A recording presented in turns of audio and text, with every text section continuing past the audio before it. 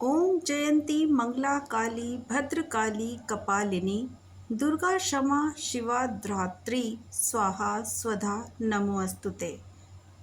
नमस्तस्ये नमस्तस्ये नमस्तस्ये नमो नमः। सर्वमंगल मांगल्ये शिवे सर्वार्थ साधिके शरण्ये त्र्यंबके गौरी नारायणी नमोस्तुते। भक्तजनों का हार्दिक स्वागत है। आप सभी को नवरात्रि की ढेर सारी शुभकामनाएं। और आज हम कर रहे हैं श्री दुर्गा सप्तशती का अध्याय नंबर 6 और 7। तो आइए शुरू करते हैं। अध्याय नंबर 6। छठे अध्याय में है घूम्रलोचन वध।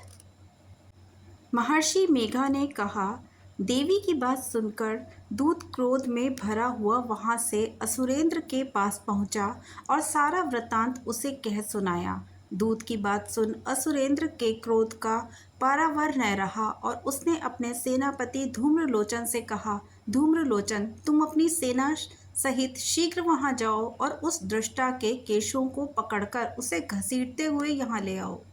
यदि उसकी रक्षा के लिए कोई दूसरा खड़ा हो, चाहे वह देवता हो, यक्ष हो अथवा गंधर्व ही क्यों न हो, तुम अवश्य मार डालना। महर्षि मेघा ने कहा। शुंभ के इस प्रकार आज्ञा देने पर धूम्रलोचन 60,000 राक्षसों की सेना को साथ लेकर पहुंचा और देवी को देखकर ललकार कर कहने लगा, अरे तू अभी शुंभ और निशुंभ के पास चल। यदि तू प्रसन्नता पूर्वक मेरे साथ न चलेगी तो मैं तेरे केशों को पकड़कर घसीटता हुआ तुझे ले चलूंगा। देवी बोली, असुरेंद्र का भेजा हुआ तेरे जैसा बलवान यदि बलपूर्वक मुझे ले जाएगा तो ऐसी दशा में मैं तुम्हारा कर ही क्या सकती हूँ। महर्षि मेघा ने कहा। ऐसा कहने पर धूम्रलोचन उसकी ओर लपका, किंतु देवी ने उसे अपनी हुंकार से ही भस्म कर डाला।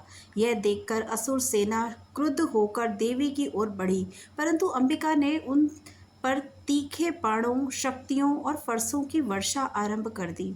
इतने में देवी का वाहन भी अपनी ग्रीवा के बलों को झटकता हुआ बड़ा भारी शब्द करता हुआ असुर सेना में कूद पड़ा। उसने कई असुर अपने पंजे से, कई असुर अपने जबड़े से और कई धरती पर पटक पटक कर अपनी दाढ़ी से ही घायल कर डाले। उसने कई असुरों को अपने नख से पेट फाड़ डाले और कई असुरों का तो केवल थप्पड़ मारकर ही सिर जड़ से उखाड़ दिया। कई असुरों की भुजाएं और सिर तोड़ डाले और गर्दन के बालों को हिलाते हुए उसने कई असुरों को पकड़कर उनके पेट फाड़कर उनका रक्त पी डाला। इस प्रकार देवी के उस महाबलवान सिंह ने क्षण भर में असुर सेना को समाप्त कर दिया। शुंभ ने जब यह सेना सुना कि देवी ने धूम्रलोचन असुर को मार डाला और उसके सिंह ने भारी सेना का संहार कर डाला है, तब उसको बड़ा क्रोध आया। उसके मारे क्रोध के ओठ फड़फड़ाने लगे और उसका चंड और मुंड नामक वहां असुरों को आज्ञा दी कि हे चंड मुंड, तुम अपने साथ एक बड़ी सेना लेकर वहां जाओ और उस देवी के बाल पकड़कर उसे तुरंत यहाँ ले आओ। यदि उसको यहाँ लाने में किसी भी प्रकार का संदेह हो तो उसकी सेना सहित उससे लड़ते हुए उसको मार डालो और जब वह दृष्टा और उसका सिंह दोनों मर जाएं, तब भी उसको बांधकर यहाँ ले आना। इतना ही है श्री दुर्गा सप्तशती के पाठ नंबर 6 में। आइए अब प्रारंभ करते हैं अध्याय नंबर 7।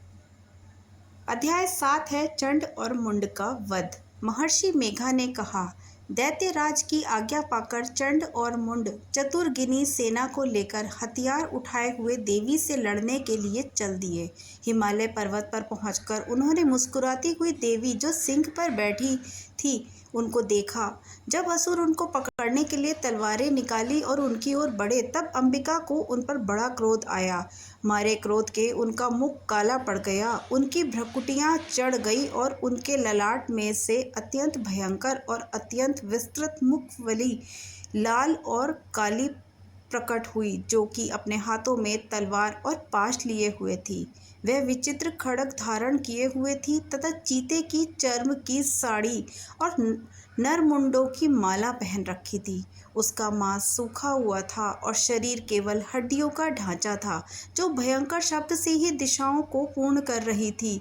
वह असुर सेना पर टूट पड़ी और दैत्यों का भक्षण करने लगी। वे पाशर राक्षसों, अंकुशधारी महावतों, हाथियों और सवार योद्धाओं और घंटा रहित हाथियों को एक हाथ से पकड़ पकड़ कर अपने मुख में डाल रही थी, और इसी प्रकार वह घोड़ों, रथों, सारथियों व रथों पर बैठे हुए सैनिकों को मुंह में डालकर भयानक रूप से चबा रही थी। किसी के केश पकड़कर, किसी के पैरों से दबाकर और किसी दैत्य को छाती से मसलकर मार रही थी। वे दैत्य के छोड़े हुए बड़े बड़े अस्त्र शस्त्रों को मुंह में पकड़कर और क्रोध में भरकर उनको दांतों में पीस रही थी। उसने कई बड़े बड़े असुर भक्षण कर डाले, कितनों को रौंद डाला और कितनी उसकी मार के मारे भाग गए। कितनों को उसने तलवार से मार डाला, कितनों को अपने दांतों से समाप्त कर दिया। इस प्रकार से देवी ने क्षण भर में संपूर्ण दैत्य सेना को नष्ट कर दिया। यह देखकर महापराक्रमी चंड काली देवी की ओर पलका, और मुंड ने भी देवी पर अपने भयानक बाणों की वर्षा आरंभ कर दी। उसने हजारों चक्र उस पर छोड़े। उस समय वह चमकते हुए बाण व चक्र देवी के मुख में प्रविष्ट इस प्रकार दिख रहे थे, जैसे मानो बहुत से सूर्य मेघों की घटाओं में प्रविष्ट हो रहे हों। इसके पश्चात भयंकर शब्द के साथ काली ने अत्यंत जोश में भयंकर विकट अट्टहास किया। उसका भयंकर मुख देखा नहीं जाता था। उसके मुख से श्वेत दांतों की पंक्ति चमक रही थी। फिर उसने तलवार हाथ में लेकर हूँ शब्द कहकर चंड के ऊपर आक्रमण किया और उसके केश पकड़कर उसका सिर काटकर अलग कर दिया। चंड को मरा हुआ देखकर मुंड देवी की ओर लपका, किंतु देवी ने क्रोध के भरे उसे भी अपनी तलवार से यमलोक पहुंचा दिया। चंड और मुंड को मरा हुआ देखकर उसकी बाकी बची हुई सेना वहां से भाग गई। इसके पश्चात काली चंड और मुंड के कटे हुए सिरों को लेकर चंडिका के पास पहुंच गई और प्रचंड अट्टहास के साथ कहने लगी, हे देवी, चंड और मुंड दो महादैत्यों को मारकर तुम्हें भेंट कर दिया। अब शुंभ और निशुंभ को तुम स्वयं वध करना है। महर्षि मेघा ने कहा। वहां लाए हुए चंड और मुंड के सिरों को देखकर कल्याणकारी चंडी ने काली से मधुर वाणी में कहा, हे देवी, तुम चूंकि चंड और मुंड को मेरे पास लेकर आई हो, अतः संसार में चामुंडा के नाम से तुम्हारी ख्याति होगी। जय माता दी। श्री दुर्गा सप्तशती का पाठ नंबर 7 यहीं पर समाप्त होता है। 8वां अध्याय हम अगले वीडियो में पढ़ेंगे। जय माता दी। माँ काली आपका कल्याण करे और आप पर अपनी कृपा सदैव बनाए रखे।